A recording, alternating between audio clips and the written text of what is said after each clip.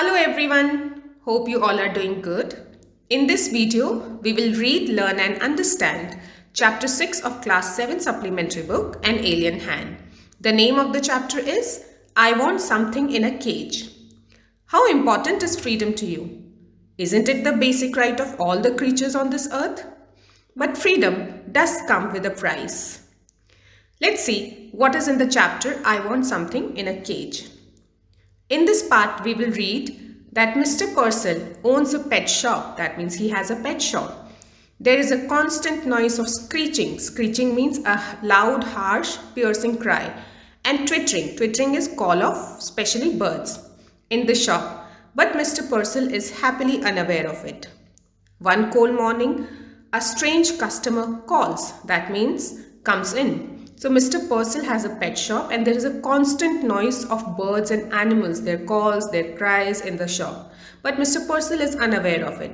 And one cold morning, a strange customer comes in his shop. Now let's read the chapter, I Want Something in a Cage. Mr. Purcell did not believe in ghosts. Nevertheless, the man who bought the two doves and his strange act immediately thereafter left him with a distinct sense of uncanny. Uncanny means unusual. As though behind his departed customer, departed means gone, there lingered means stayed, the musty is stale and damp, smell of an abandoned is left, haunted house. So Mr. Purcell was a person who did not believe in ghosts, but one day a strange customer who bought two doves and his strange immediate act, the act he did after buying the doves, left something unusual, something different. As if after his going, there stayed a damp smell of an abandoned, a left haunted house. The smell that remains in a house which is haunted, which has been left. There stayed such kind of feeling after the customer went. Mr. Purcell was a small fussy man, red cheeks and a tight melon stomach. Large glasses magnified. Magnified means make to appear big. His eyes so as to give him the appearance of a wise and genial owl. Genial means pleasant and cheerful. He owned a pet shop. He sold cats and dogs and monkeys. He dealt in fish food and bird seed. Prescribed remedies for ailing. Ailing means suffering or ill. Canaries. Canaries are small bright yellow birds who are noted for their singing. And displayed on his shelf long rows of ornate. Ornate means decorated, and gilded. Gilded also means decorated cages. He considered himself something of a professional man. So Mr. Purcell was a small round man with big stomach. He wore glasses and his eyes looked big through those glasses, which gave him appearance of a wise and cheerful owl. He owned a pet shop and he sold cats, dogs, birds and monkeys. He also dealt with fish food and bird seed. And he also gave remedies for suffering birds. And on his shelf there were long rows of well decorated cages. And he considered himself a professional man in his business. A constant stir of movement pervaded his shop. Pervaded means be present. Whispered twitters, sly rustling, squeals, cheeps and sudden squeaks. These are all sounds made by birds. Small feet scampered. Scampered means run with quick light steps like those of birds. In frantic circles. Frantic means panicky circles. Frightened, bewildered, blindly seeking across the shelf. Pulsed with endless flicker of life. Flicker means small quick movement. But the customer who came in said, "Aren't they cute? Look at the little cage, they are sweet." Mr. Purcell himself would smile and briskly rub his hands and emphatically shake his head. So there was constant movement in Mr. Purcell's shop with sound and cries of birds and animals, small feet of birds and animals moving in circles, frightened and surprised. Bewildered means surprised, and blindly seeking here and there. There was constant flicker of life. There was constant movement of life in his shop because of all the birds and animals, and there was constant sound. And the customer who came in, they would say, "Aren't they cute?" They would look at the animals in the cages and comment, "Aren't they cute?" And Mr. Purcell would just smile and he would shake hand with the customers. Each morning, when the routine of opening his shop was completed, It was the proprietor's custom. Proprietor means owner. Custom to perch on. Perch means to sit on a high stool behind the counter, unfold his morning paper, and digest. The digest means to read and fully understand the day's news. As he read, he would smirk, frown. Smirk means smile. Frown reflectively, purse his lips, knowingly lift his eyebrows, nod in grave agreement. He read everything, even advice to the lovelorn and the detailed columns of advertisement. So it was Mr. Purcell, the owner of the shop's daily routine, to sit on the high stool after opening his shop. The stool was behind the counter, and he would read morning newspaper and digest all the day's news. And while he read it, he would make faces of smile, of pursing his lips, lifting his eyebrows as per the news he reads. And he would read each and every corner of the newspaper, even the advertisement and the advice to the lovelorns. It was a rough day. A strong wind blew against the high plate glass windows. Smoke filled the wintry city, and the air was grey with a thick forest. Having completed his usual tasks, Mr. Purcell again mounted the high stool and unfolded his morning paper. He adjusted his glasses and glanced at the day's headline. Chirping and squeaking and mewing vibrated all around him. Yet Mr. Purcell heard it no more than he would have heard the monotonous. Monotonous means sad and usual, ticking of a familiar clock. So it was a rough day. It was very cold day. Cold wind was blowing through the city. And Mr. Purcell, after completing his usual morning task, sat on the high stool to read the morning newspaper. He adjusted his glasses, and chirping, squeaking and mewing sound was all around the shop. Yet Mr. Purcell couldn't hear it anymore because it has become so usual to him that it was as hearing the monotonous ticking of familiar clock. So it was nothing unusual for Mr. Purcell, the sound and chirping of birds. There was a bell over the door that jingled whenever a customer entered. This morning, however, for the first time Mr. Purcell could recall, it failed to ring. Simply he glanced up, and there was the stranger standing just inside the door, as if had materialized out of thin air. The shopkeeper slid off his stool. From the first instance he knew instinctively, unreasonably, that the man hated him. But out of habit he rubbed his hands briskly together, smiled and nodded. "Good morning," he beamed. "What can I do for you?" So there was a bell on the door of Mr. Purcell at the entrance, and whenever a customer came in, the bell would jingle, the bell would ring. But for the first time, it did not ring, and Mr. Purcell could simply see that there was a stranger inside his shop, as if the stranger has appeared out of air. He has not entered from the door. And the shopkeeper stood, and from the first glance, from the first look at the customer, Mr. Purcell can instinctively see that this man hated Mr. Purcell. But out of habit, he rubbed his hand, he welcomed the stranger and said, "What can I do for you?" Now in this part, we will see that the customer wants something that has wings. He spends his 10 years earning on a pair of birds. What he does after buying the birds is the strangest act Mr. Purcell has ever seen. Now this customer, the strange customer who has entered Mr. Purcell's shop, he wanted something which has wings, and he spends his 10 years of earning on buying a pair of birds. And then he does something strange with the birds. The man's shiny shoes squeaked forward. His suit was cheap, ill-fitting, but obviously new. He had a shuttling means quick, glance and close-cropped hair. Ignoring Purcell for the moment, he rolled his gaze around the shadowy shop. "A nasty morning," volunteered the shopkeeper. He clasped both hands across his melon-like stomach and smiled importantly. "I see by the paper we are in for a cold spell. Now, what was it you wanted?" So the stranger who came in, he squeaked forward. That means his shoes made a sound of moving forward. And his suit, he was wearing a cheap, ill-fitting but new suit, new dress. And he made a quick glance in the shop. He had he has short-cut hair. He ignored Mr. Purcell and he kept seeing around the shop. Mr. Purcell volunteered by saying, it's a bad morning. It's very cold morning. And he folded both of his hands across his stomach, and then smiling on the stranger, he said, I see in the newspaper that it is going to be cold morning. And then he said, what is it that you wanted? The man stared closely at Mr. Purcell as though just now aware of his presence. He said, I want something in a cage. Something in a cage? Mr. Purcell was a bit confused. You mean some sort of pet? I mean what I said. Snapped the man. Snapped means said angrily. Something in a cage, something that is small. I see, hastened the shopkeeper, not at all certain that he did. His eyes narrowed gravely and he pursed his lips. Now let me think. A white rat, perhaps? I have some very nice white rats. No, said the man, not rats. Something with wings, something that flies. A bird, exclaimed Mr. Purcell.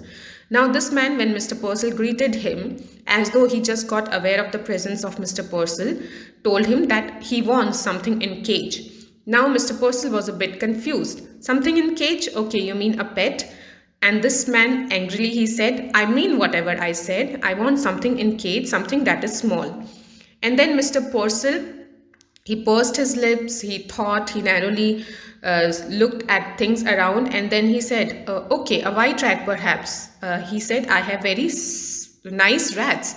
Then this man said, no, I don't want rats. I want something with wings, something that can fly. Then Mr. Purcell exclaimed that you can get a bird, you can take a bird.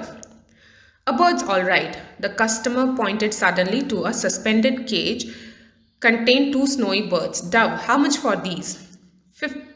$5.50 came the prompt answer, and a very reasonable price. They are a fine pair. $5.50? The man was obviously crestfallen. Crestfallen means disappointed. He hesitantly produced a $5 bill. I'd like to have these birds, but this is all I've got, just $5.